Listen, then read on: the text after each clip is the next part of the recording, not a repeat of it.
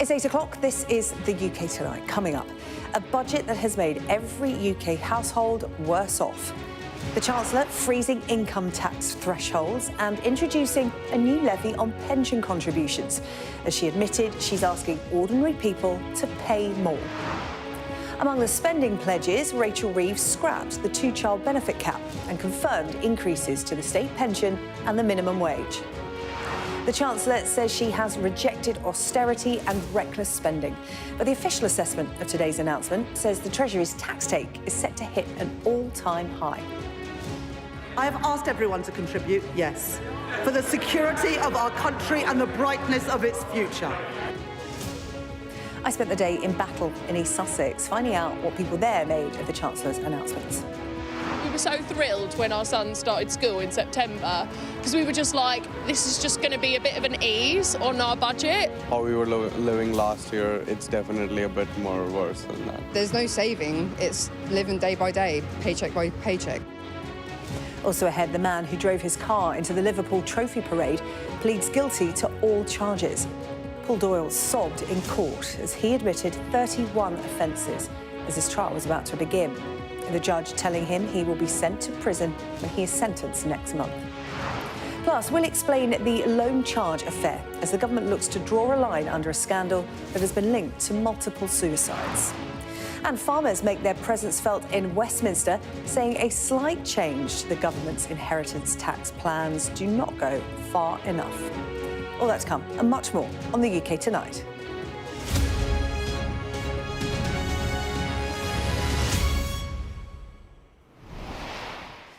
Well, the Chancellor unveiled a budget this lunchtime that leaves most UK households worse off. Millions of people are now facing a higher tax bill, as well as a new levy on pension contributions. And if Rachel Reeves was hoping that her plans would get the economy moving, she'll be disappointed, with the budget watchdog downgrading their forecast for growth over the next 4 years. Well, income tax thresholds will be frozen for another 3 years. That means higher taxes for more than 1.7 million people. There's also a change to private pensions, with salary sacrifice schemes now subject to national insurance payments. Meanwhile, tax rates on dividends, property and savings will increase by 2 percentage points. As for homes, a so-called mansion tax, a surcharge on properties worth more than £2 million is coming in. For the gambling industry, there's higher taxes on remote and online betting. And there's a new charge on electric vehicles of 3 pence for every mile driven. This is to replace lost fuel duty revenue, because, of course, that is, once again, frozen. Now, the two-child benefit cap, that's going to be scrapped. It means parents of larger families can claim more benefits. The minimum wage is going to rise by 4.1% to £12.71 per hour. We knew about that before the budget, but that was confirmed today. And there will be an increase to the state pension, with the full rate going up by more than £570. Coming up, we'll find out what all of this means for your finances. But first, our political editor, Beth Rigby, has the story of the day. The Chancellor put in a brave face on it, but this a difficult second budget, bringing acute political jeopardy for her and this government. Chancellor, is this budget about your own survival? Will it be your last? That red box carrying manifesto-breaking tax rises, that was bad enough for this embattled Chancellor, and it was about to get a whole lot worse. Soon after Rachel Reeves set off an unprecedented blunder, the budget accidentally published by the fiscal watchdog before the Chancellor had even stood up in the Commons, sending markets into turmoil, spoiling the Chancellor's pitch and adding to the sense of chaos engulfing this government. This is what has just been published. This is basically the budget. So surprising is this leak ahead of the budget, and I cannot stress how I have never seen anything like it. Mr. Speaker. Look at this. That's the Chancellor finding out her budget had been accidentally leaked. Clearly furious. I call the Chancellor of the Exchequer. This is deeply disappointing and a serious error on their part. The Office for Budget Responsibility have already made a statement taking full responsibility for their breach. After the worst possible start, she moved on to her pitch. Today's budget builds on the choices that we have made since July last year. To cut NHS waiting lists, to cut the cost of living, and to cut debt and borrowing. These are my choices. Not austerity, not borrowing, not turning a blind eye to unfairness. My choices are a budget for fair taxes, strong public services and a stable economy. That is the Labour choice. Her choice to deliver that, another massive tax-raising budget, 26 billion more in taxes, taking Britain's tax burden to a record high by the end of this Labour term. A Chancellor going back on promises made in the manifesto and her first budget as she froze income tax thresholds for 3 more years, dragging nearly 2 million people into paying more tax. I will maintain all income tax and equivalent national insurance thresholds at their current level for a further 3 years from 2028. I know that maintaining these thresholds is a decision that will affect working people. And that was just the start, with taxes on electric vehicles, pension contributions, landlords, gambling, houses worth over £2 million. The Chancellor using tax rises to reassure the markets she's wedded to sound public finances. Some sweeteners too. Bigger than inflation rises in the minimum wage and state pensions, a cut to energy bills, rail fares frozen and a 2-year freeze on fuel duty. And for her party, action on child poverty. Because I am tackling fraud and error in our welfare system, because I am cracking down on tax avoidance, because I am reforming gambling taxation, I can announce today, fully costed and fully funded, the removal of the 2-child limit in full from April. This delighted her backbenchers. I commend this statement to the House.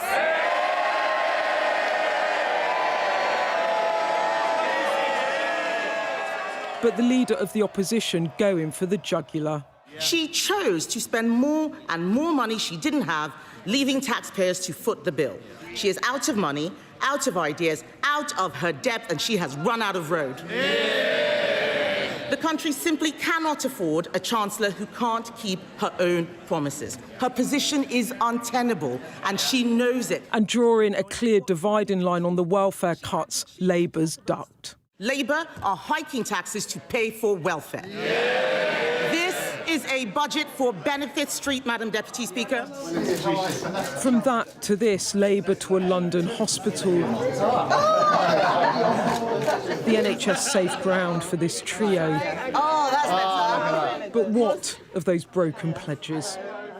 Today you've just broken your manifesto pledges and your promise to millions of workers in the budget last year you would not extend the threshold. How in good conscience can you stay on in your job? In the manifesto, we were very clear. It was the rates of income tax, national insurance and VAT. But I'm not going to get into semantics. I do recognise that I was asking ordinary people to pay a little bit more. But I've managed to keep that contribution as low as I possibly can by closing loopholes and asking those with the broadest shoulders to pay more. Just acknowledge you've broken a manifesto pledge, because you have. The IFS have said you have. Well, if you read the manifesto, we're very clear. We say the rates of income tax, national insurance and VAT. But if you're asking, does this have a cost for working people, I acknowledge it does. I said that in the budget last year. I'm not going to pretend otherwise. Rachel Reeves told us all a year ago when she announced a massive tax-raising budget that she wouldn't be coming back for more and she would protect working people. Well, today she's torn up those pledges.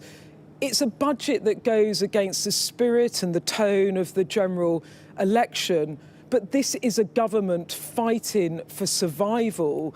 And this is a budget, in the words of one cabinet colleague, about self-preservation, not about the country. After all, that general election is still years away.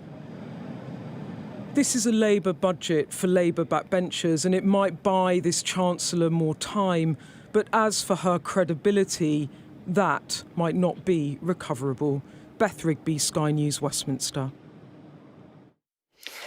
Well, so much to talk about from the budget. A lot of people still going through the details, amongst them financial influencers Abigail Foster and Cameron Smith, who have been right across this all day. And before we get into the weeds of it, I just want to get both of your summary, the headlines that you're taking away from this budget, because as we've been reflecting throughout the day on Sky News, today's budget literally has an impact on every UK household.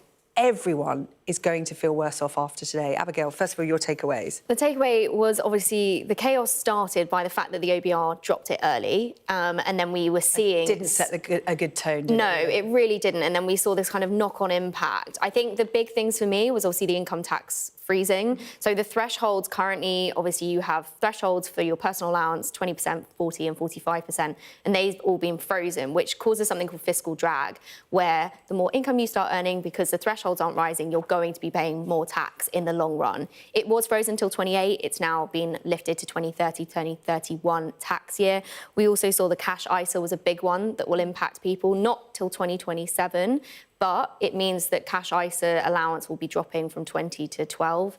There's so many little bits as well that really need to be dug into, but so much of as well was kind of positioned for the long term in the future. So the pension as well, obviously possibility of salary sacrifice being hit with national insurance. That doesn't even happen until 2029 if it does. Yeah, Cameron, what about you? What were the key moments that stood out for you from the budget? Well, it feels like the budget was a simple case of giving with one hand and then taking with the other. So I think a great example of that is the national living wage and minimum wage increases. So we've had a way above inflation increase, 8.5% on the minimum wage, 4.1% on the living wage. Mm-hmm.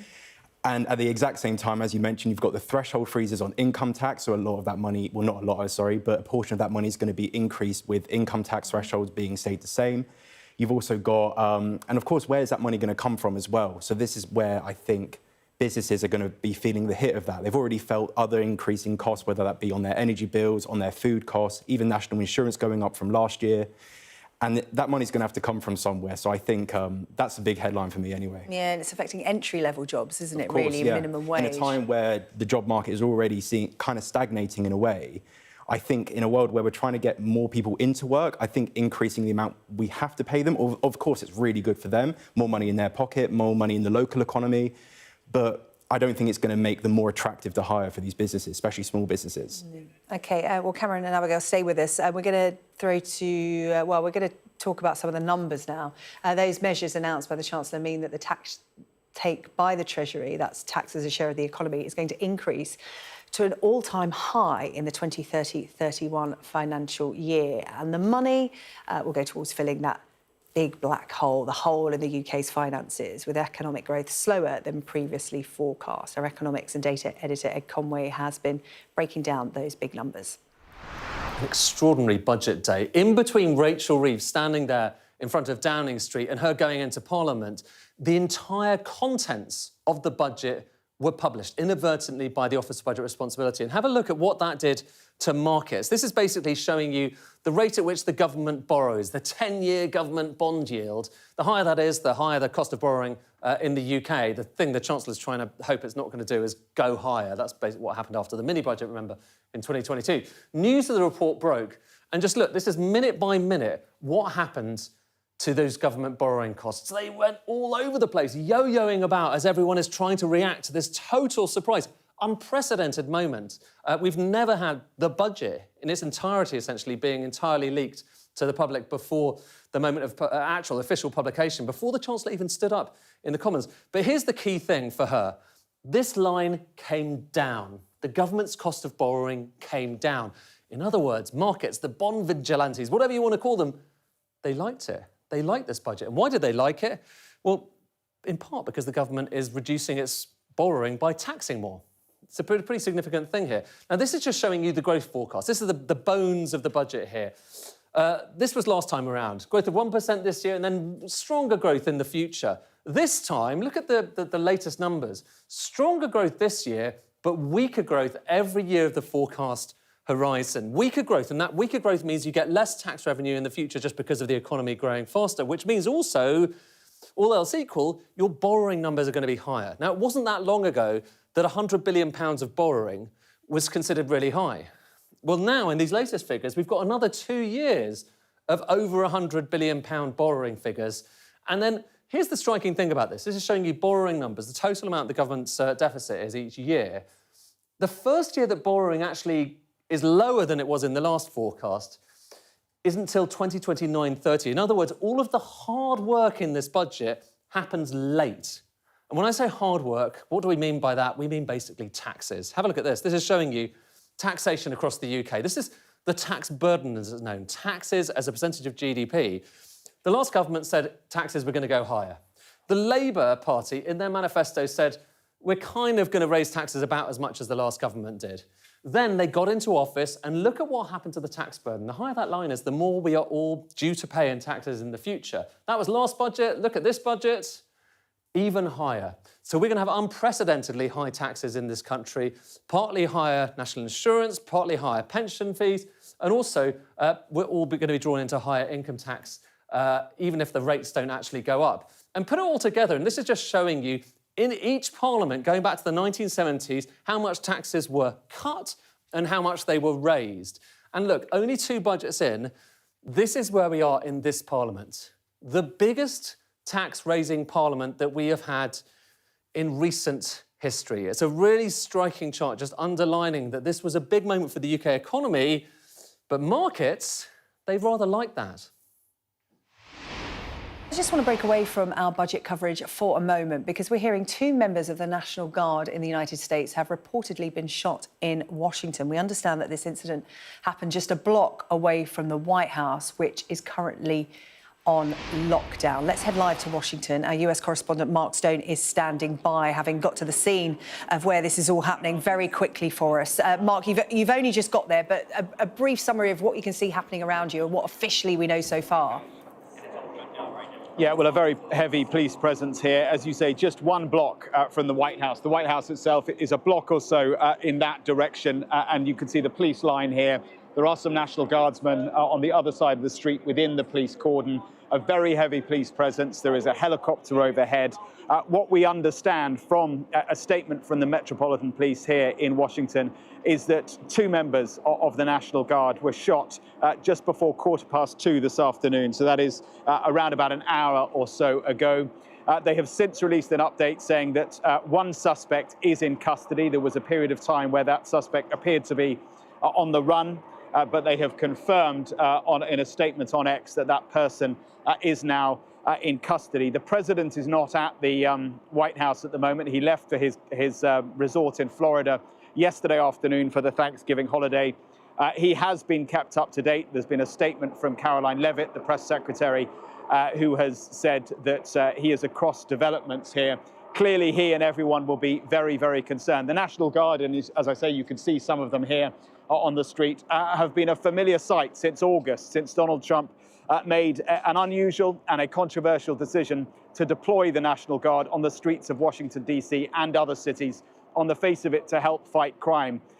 And I think while the decision was unpopular in D.C., was controversial in D.C., my sense, having lived here, is that the National Guardsmen themselves and women are not controversial. In fact, just yesterday I saw someone handing over his credit card to the staff at Starbucks when National Guardsmen walked in. And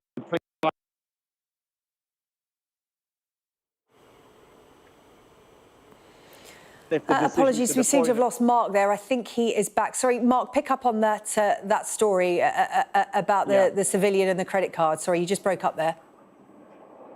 Yeah, I'm just saying how popular that the National Guard, as a force, maybe the decision to deploy them is not popular, but as individuals, they are clearly seen as popular. Someone offering to buy a few National Guardsmen a cup of coffee I saw just yesterday. What we do not know, SJ, is the motive here. Were they targeted specifically? Was this some sort of a random attack? All of those details are unknown at the moment and will become clear. But a very, very serious incident here.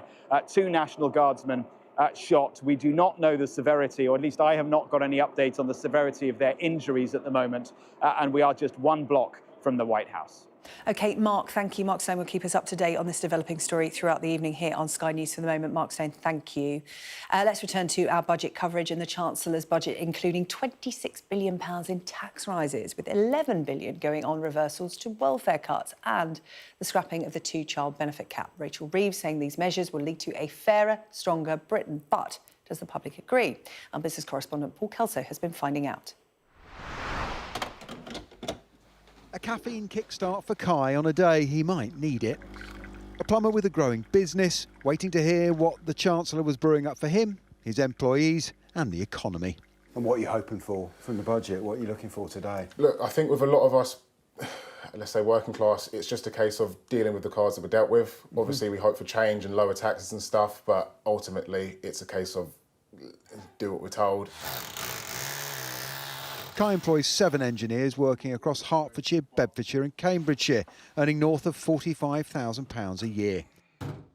Cutting public spending, leaving communities and entire regions behind, starving our economy of investment and... He heard Rachel Reeves announce an £8 billion stealth tax increase that will affect him, his staff and those aspiring to join them. Yeah, it seems like the same thing year on end. Work harder, pay more tax. The thresholds, well, have been frozen again for until 31, wasn't it? So it's just a case where we see less of our money. Look, yeah, tax the rich has been a thing for a while, or but I still don't think that it's fair. On the edge of the Chilterns and just half an hour by train from central London, Hitchin is the most expensive market town in England for first-time buyers and has above average salaries. It flipped from Conservative to Labour at the election and is now precisely the kind of place being squeezed harder by the Chancellor. So Rachel Reeves has made her pitch. Taxes will rise to put the public finances straight, but also to fund welfare spending that she said she'd cut. The net effect is that household incomes are going to be squeezed. What's striking in an affluent town like Hitchin is it's quite hard to find anyone who thinks this budget was for them. We're going to be paying more while other people are going to be getting more money and they're not going to be working, and I just don't think it's fair. Yeah, I think if you're from a generation where you're trying to do well for yourself, trying to do things which were once possible for everybody, which are not possible for everybody now, like buying a house, starting a family like we just have, it's extremely difficult. I've come from like a hard working background, and the thought that people that aren't working or entitled to money for free are just going to be topped up and get more. I just think it encourages the opposite. The cost of living crisis has not entirely passed Hitchin by. This second-hand toy stall does brisk business. We weren't sure whether that would work, but actually the opposite was true, that actually some of the affluent people are struggling, as well as those on lower incomes. So it serves the purpose for both ends of the economy, really. This is why I always come here, because if you have a look, there isn't a box, but look at the price. Now, fantastic. There's nothing wrong with that at all. The elderly, they're struggling, bless them. The sick, people with young children, they're all struggling. Even if they're working, they are struggling.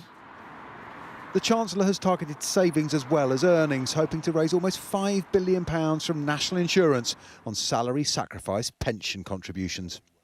It's going to be a clear disincentive for people to save additionally into their pensions. I mean, what we find is that a lot of some of our clients, their staff, if they have a good year, are entitled to a bonus, they will sacrifice their bonus and put it into a pension. The long wait for this budget is finally over. The hard work may just have begun for those paying for it. Paul Kelso, Sky News in Hitchin. Abigail and Cameron here with me, my financial influencers, and let's talk in a bit more detail about some of what we've heard today. And I think the big headline, Abigail and Cameron, has been this freeze on the tax threshold, the income tax threshold. Explain to us what that means for people, Abigail, because people may not think they're affected at the moment, but it might be coming for them down the road. Yeah, so the way income tax works in the UK is we have thresholds at which we pay basic rate, higher rate and additional rate. So you have the first 12,570 That's personal allowance, so you don't pay any income tax on that. Then between 12,570 and 50,270, you're paying basic rate.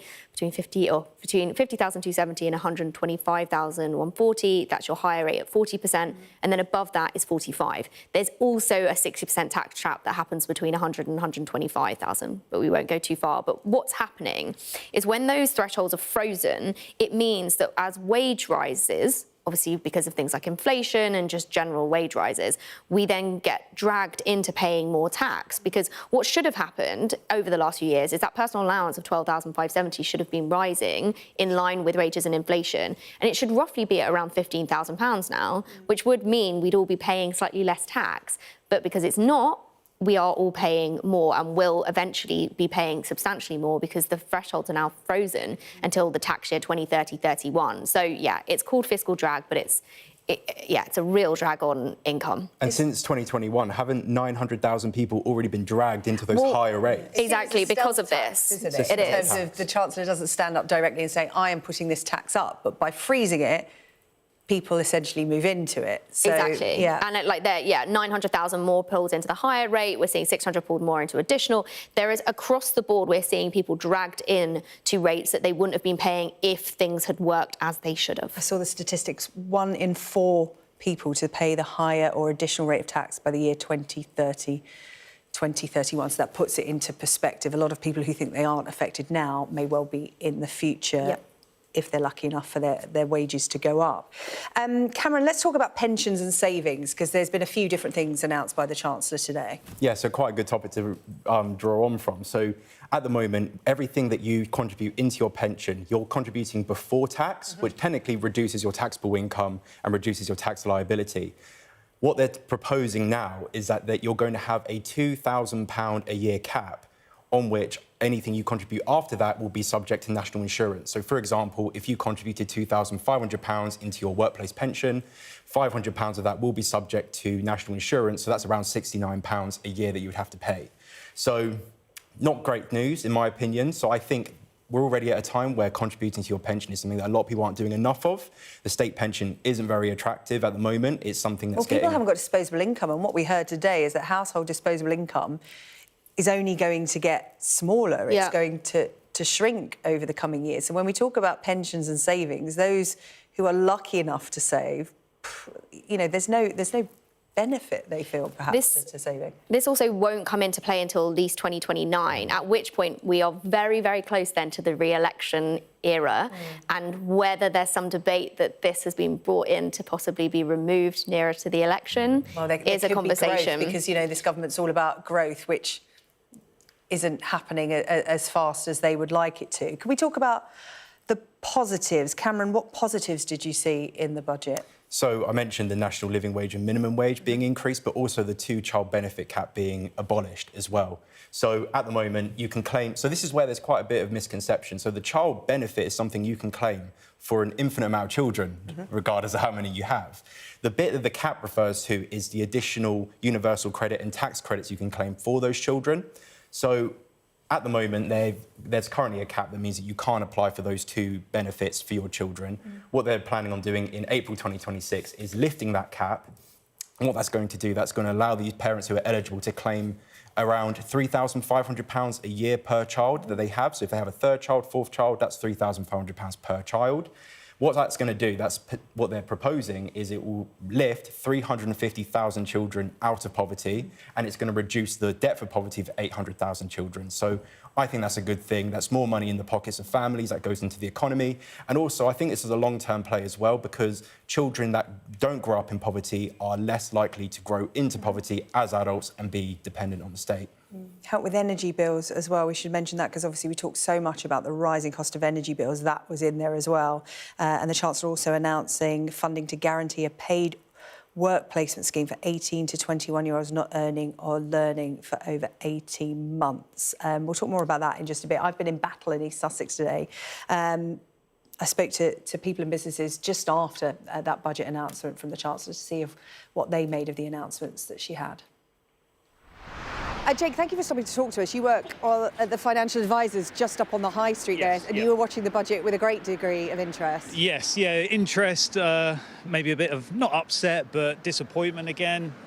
It's a great chance for her to maybe undo some of the issue or some of the wrong policies that she created last year. Great chance to try and cut public spending, drive growth, and all that. I felt that was a lot of waffle that was coming out. Like, no way that she's really going to address how she's going to tackle the spiralling welfare bill, the spiralling costs to run our public services.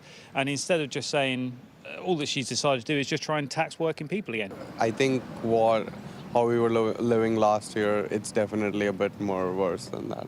Yeah. Yeah. So your disposable income's been squeezed, and we hear today predictions are that it's going to be squeezed anymore. You'll have less disposable income. How does that feel? Because presumably you're feeling that your budget's quite tight anyway. Not great. Doesn't feel great. No, yeah. This is what our political editor, Beth Rigby, pulled out from 2024. This was the Chancellor in Parliament. She said, "I'm not going to freeze the tax threshold. Not raising taxes, it would hurt working people. It would take money out of their pay pockets." She's actually done that today. Yes, she has. Exactly my point. Everything is always an undercurrent and sneaky. When Labour say they're on the side of working families, what does that mean to you? No, I completely disagree with that. Not just Labour. In general, I don't think governments have working families as a priority. Like, we're a working family, we've got 2 small children. One's just started school, one's in nursery. So we've been struggling for years now with, like, nursery fees.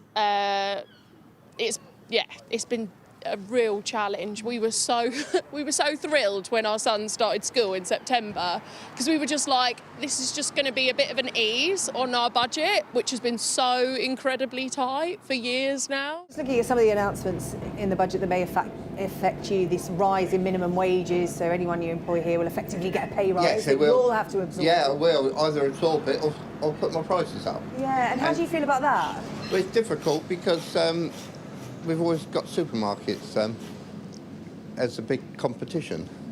A lot of their customers, all right, a lot of my customers can afford, but there are the elements that can't.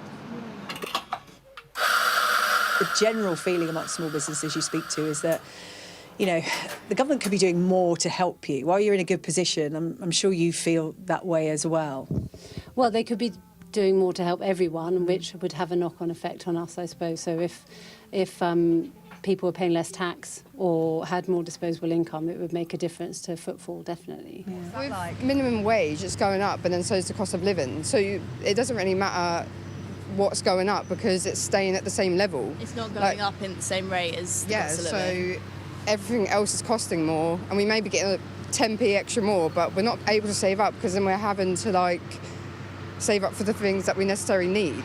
So there's no saving, it's living day by day, paycheck by paycheck, that's what it is. Rent takes up 75% of your wage slip now, so there's no saving up for anything that you want, and that's pretty much it. I always think there's some room for improvement in terms of efficiencies and stuff like that, but generally speaking, it's okay, you know. There's certainly been far worse choices made in the recent past. Just going to take you back to Washington for the moment. This is the scene at the metro station, one of the metro stations in Washington, Farragut West, where 2 National Guardsmen, that we understand, were shot. It's around a block from the White House. Donald Trump, the president, has taken to Truth Social, his social media platform, with this statement.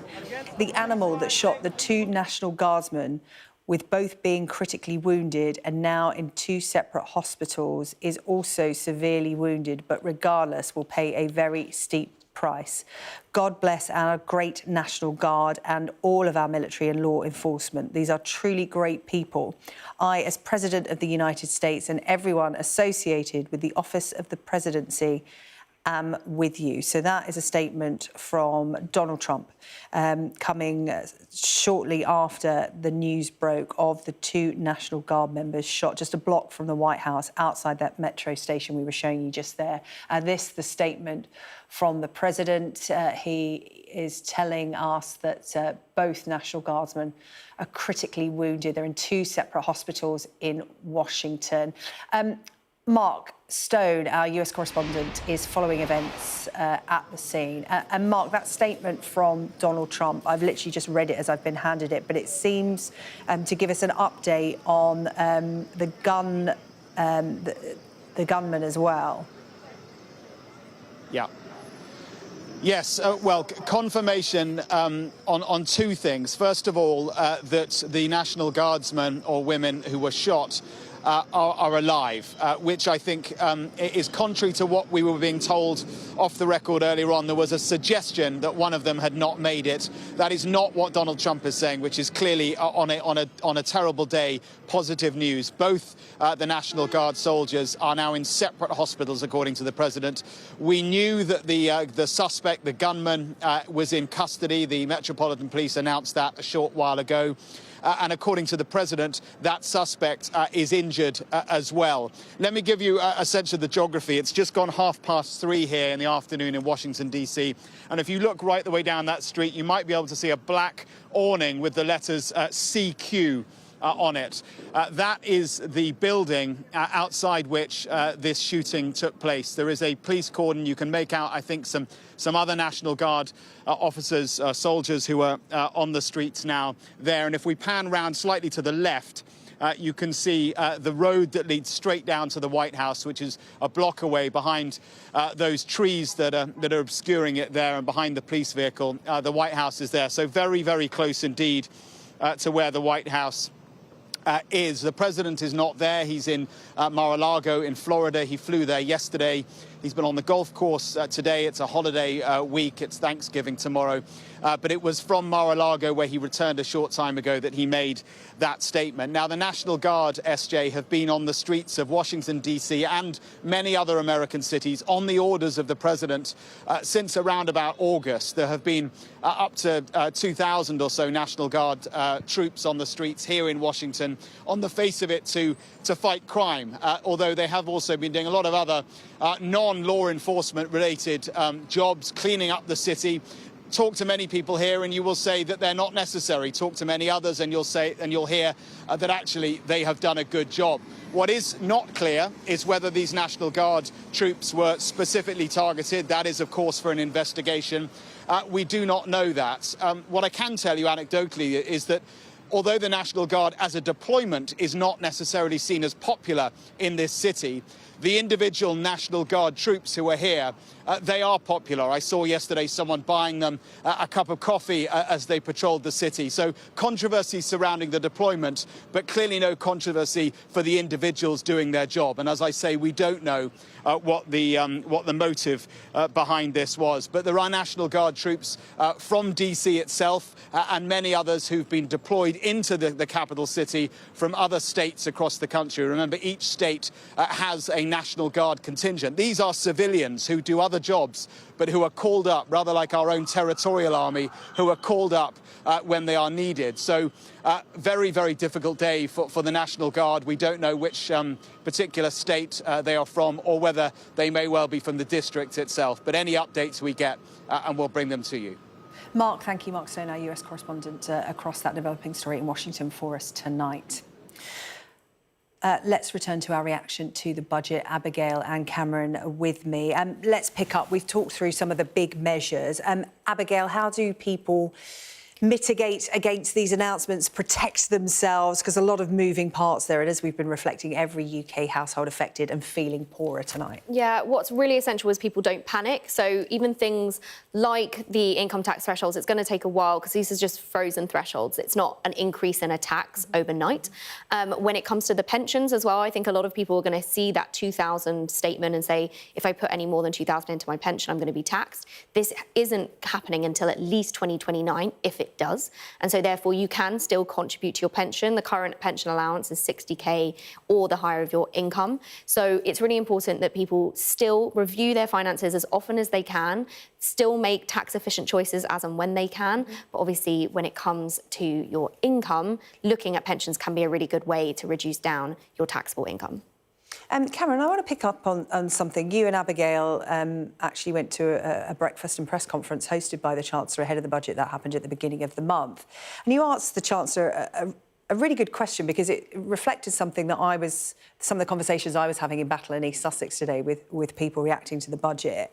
You asked the Chancellor whether she could reassure the public that if she puts up taxes, that money that ordinary people are handing over to her will be well spent. And is higher taxation for everyone the new normal, or will it come down when the economy is seen as improving enough? What kind of response did you get? Because it was a good question and something that, as I said, came up time and time again when I spoke to people today. Yeah, well, I mean, they're not feeling the benefit of giving all this money over. Yeah, the government's been teeing us up for tax rises for quite a while now, especially at the time when I asked that question in that pre-budget speech, which was very unusual.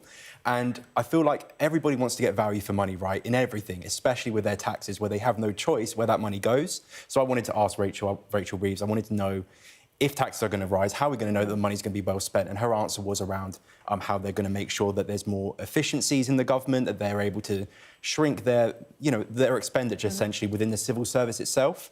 And I think what people need, I want people to understand as well, or what I want to understand too, because I'm also asking these questions from my own perspective, is if taxes are going to rise, how and when and if are they going to come back down? Because I feel like it's much easier to accept these higher tax rates if it's a temporary measure and you feel like you actually are building towards a light at the end of the tunnel, rather than just feeling like this is just tax rise after tax rise and they are just going to come back again at the next budget and increase our taxes again. Yeah, it's interesting, isn't it? Because the Chancellor today used that phrase, fair and necessary.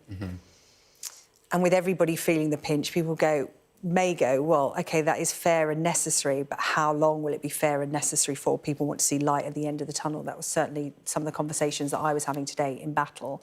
Abigail, I also wanted to pick up on something sort of budget adjacent that you picked up on today, and it was the atmosphere in Parliament today when the Chancellor stood up to make her budget speech.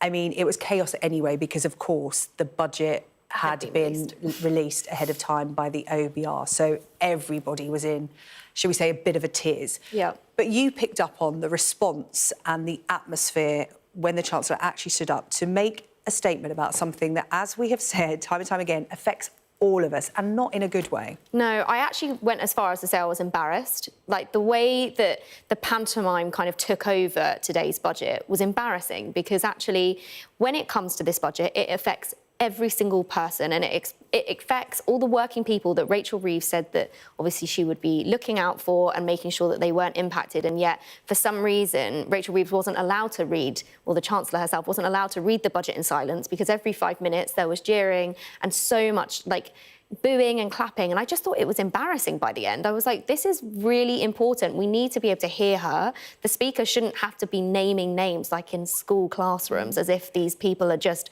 part of everyday life and it's absolutely fine for them to be interrupting her. Did you feel it was disrespectful not just to the Chancellor, but to the people who this was affecting? Totally. I understand politics. I understand the politics of it. I understand there's a pantomime mess to it, and maybe in Prime Minister's questions, fine.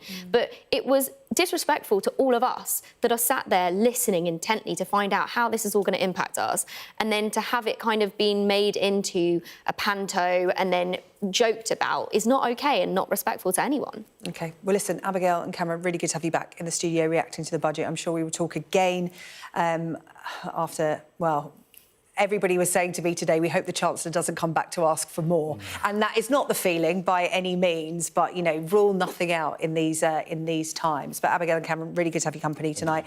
Thank you so much. That's Abigail Foster and Cameron Smith there, our financial influencers, and their reaction to today's budget. Now, almost a third of people affected by the controversial tax policy known as the loan charge could have their debts wiped away. This is as the government looks to draw a line under a scandal that has been linked to multiple suicides. Now, the policy was introduced back in 2019 in an attempt to recover tax revenue. But many of those affected were agency workers who were paid via umbrella companies rife with tax avoidance schemes. Our business and economics correspondent Gurpreet Narwan explains. Today was meant to be closure at last for Blanche and her partner Steve, who for almost a decade has been caught up in a tax scandal that has felt like a living nightmare. That breakdown involves panic attacks and various emotional waves that sweep over you. I'm still not over it yet. I don't watch television anymore. I wouldn't watch a film. I just keep myself emotionally stable And yeah, it's had a huge impact on my life. Steve isn't alone. Close to 70,000 people across the country have been battling something known as the loan charge, a policy that made them responsible for tax their employers failed to pay. These people, against their knowledge, were enrolled into tax avoidance schemes. The bills from HMRC were so high it pushed people to the brink. 10 people have killed themselves. Today, we heard about a possible 11th suicide. It began here in his 2016 budget. George Osborne introduced the loan charge to try to recover the lost money. In the Red Book, we set out in detail the action we will take to shut down disguised remuneration schemes. The policy caused widespread devastation. Labour promised to look into it. And today, the outcome of that review. I will today publish Ray McCann's report into the loan charge, along with the government's response, setting out a new settlement opportunity. It recommended reducing people's bills by deducting various amounts.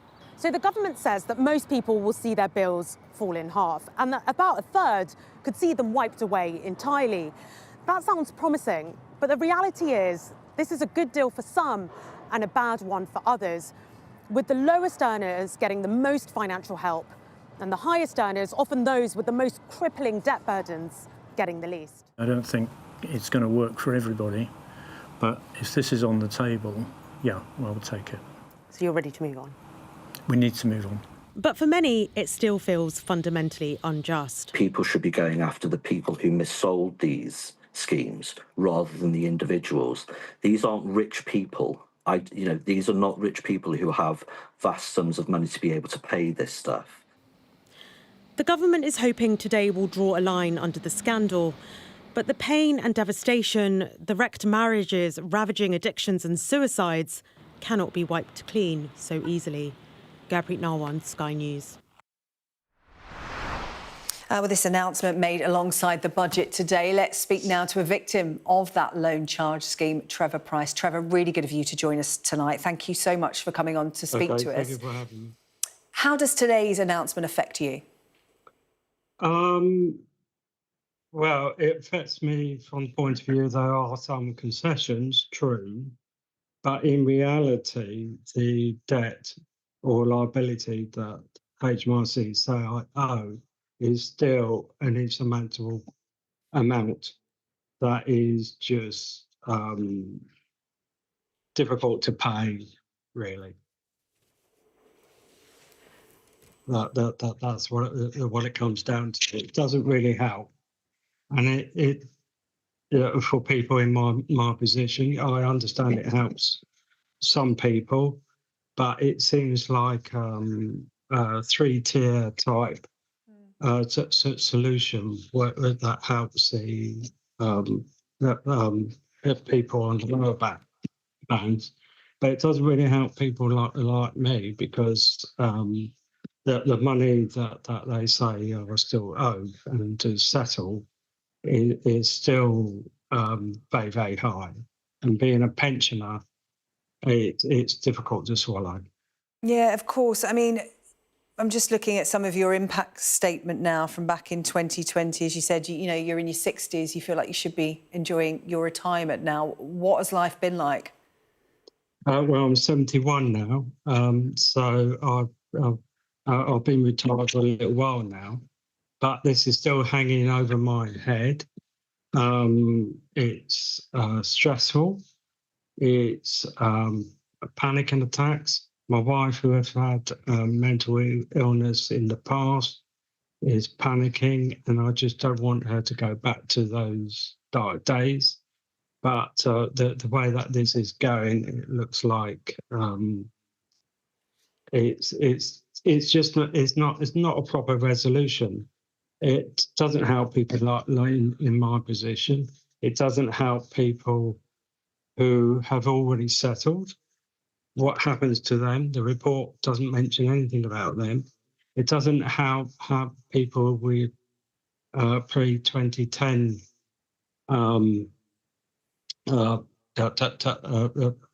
tax debts, and it's not a proper resolution. It's just trying to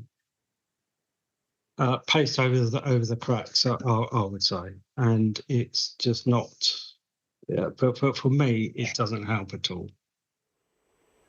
And Trevor, it's worth reminding people, how you became embroiled in this, because you were an IT consultant, I understand, and paid through a company. And, so many people, teachers, cleaners, a whole range of self-employed people paid themselves through these companies. And it was seen as OK by HMRC in some points. There were some rogue companies. But at the time, you didn't think you were doing anything wrong. You were told that this was simply how you were going to be paid. That's right. And then HMRC moved the goalposts, changed the rules, as it were, from what I can understand. Yeah, that's right. At the time, I had a choice of whether to open up my own limited company. But at that particular time, there was talks about the IR35 impacting it, and also another bit of legislation, which was the accountants that may be seen as managing your company and stuff like that. So I was invited to a presentation. It was recommended by a few IT people in the office at the time who were also going along to it and or had already joined the schemes. It was a slick presentation. They said that we can help you to manage your business to lessen the burden of your administration of company. And you and so many others, hundreds of others, caught up in it. Listen, Trevor, I really appreciate you coming on to the show tonight to talk about your experience of this and how this affects you. It was an announcement made alongside the budget today by the government. That's Trevor Price there, one of the loan charge victims. The government publishing their report today into the compensation and scheme designed to help those like Trevor to varying degrees of efficiency, as Trevor has been reflected there. And if you've been affected by that story, remember you can contact the Samaritans. 116 123 is their number, or you can email joe@samaritans.org. Right, let's return to that breaking news from Washington. We're just getting this in from the governor of West Virginia, who says that the 2 National Guard members who were shot in Washington have died. This is coming to us in the last few minutes. The 2 National Guard members shot in Washington around a block from the White House, outside a metro station there, Farragut West. We are hearing confirmation from West Virginia, the governor there, where those 2 National Guard members are usually based. They've been deployed to Washington as part of a deployment of National Guard in various cities across the US, Washington being one of them. The West Virginia governor confirming that they have died. Let's bring in our US correspondent, Mark Stone, who is at the scene for us in Washington. Mark, incredibly sad news, and this is a fast-moving story. Yes, because it was only about 20 minutes ago or so that the president posted a message saying to pray for them, that they were both in separate hospitals, that they were being treated. The vice president spoke a few moments ago, echoing what the president said. But in parallel, a statement from Governor Patrick Morrisey of West Virginia. I'll read it to you in its entirety. It says, with great sorrow, we can confirm that both members of the West Virginia National Guard who were shot earlier today in Washington, D.C. have passed away from their injuries. These brave West Virginians lost their lives in the sacrifice of their country. We are in ongoing contact with federal officials as the investigation continues. And the statement finishes, our entire state grieves with their families, their loved ones, and the Guard community. This West Virginia will never forget their service or the sacrifice, and we will demand full accountability for this horrific act. So there, a statement from the governor of West Virginia in the last few moments. Now, let me read you as well what President Donald Trump said about half an hour or so ago. He said the animal that shot these 2 National Guardsmen, he then says at that point they were both critically wounded. He is also, the animal who shot these 2 National Guardsmen is severely wounded, but regardless will pay a very steep price God bless our great National Guard and all of our military and law enforcement. These are truly great people. I, as President of the United States, and everyone associated with the office of the presidency, am with you. So a statement there from the governor and also from the president. Let me show you the geography. The president is not in the White House, which is at the end of that street that you can see behind me there. About 500 meters maximum is the distance from here to the White House itself. And as we move around to the right, you can see the street where the shooting took place. You might be able to make out a building and an awning saying CQ on it. That's the metro station entrance outside which these two National Guards soldiers were shot around about an hour and a half ago. The whole of Farragut Square, where we are, has been cordoned off. There was a suggestion the FBI director was on the scene a bit earlier. We haven't seen him, but certainly he and his teams will be being kept across all of this. As I say, the Vice President spoke a few moments ago as well. There have been helicopters in the air. One of them landed on the ellipse, which is the grass just behind the south lawn of the White House, and took one or both of those then injured National Guards troops to two separate hospitals where, as we've now heard from the West Virginia governor, both of those National Guard troops have now sadly died.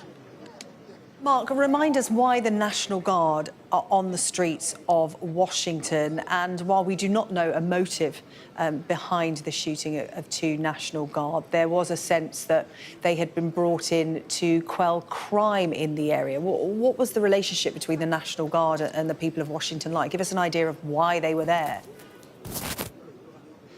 Well, they were here on the face of it to fight crime on the orders of President Trump in this city and in quite a number of other cities across the country. They've been deployed in large numbers since about August. It varies depending on the city. The National Guard, incidentally, are from each state across America has a National Guard force. The District of Columbia has its own.